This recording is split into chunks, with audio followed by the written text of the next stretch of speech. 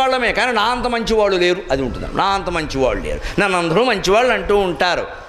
ఇంత అహంకారం ఏది చెప్పడం అంటే, ఎవరైనా ఒకళ్ళు అనకపోతే ఆవిడ కోపం వచ్చేస్తుంది వెంటనే. ఇంకా అలాగ బలిచక్రవర్తికి అహంకారం ఉంటే దాన్ని పోగొట్టడం కోసం వామనుడు ఏమయ్యాడు? త్రివిక్రముడయ్యాడు. ఆ త్రివిక్రముడై ఆయన అందించిన సారాంశం ఏమిటండి? వామనక త్రివిక్రమక. వామనుడు అంటే 3 అడుగులు నేడగడం కాదమ్మా, మనిషి కూడా 3 అడుగులే ఉన్నాడు, ఇంత ఎత్తే ఉన్నాడు. సరిగ్గా దాని ఉద్దేశం ఏమిటండి? ఆయనే చెబుతాడు స్పష్టంగా, ఒంటివాడ నాకు ఒండు 2 అడుగుల మేర చాలు సొమ్ము మేర వల్ల కొర్కదీర బ్రహ్మకు కటి ముట్టెద దాన కుతుక సాంద్ర దానవేంద్ర.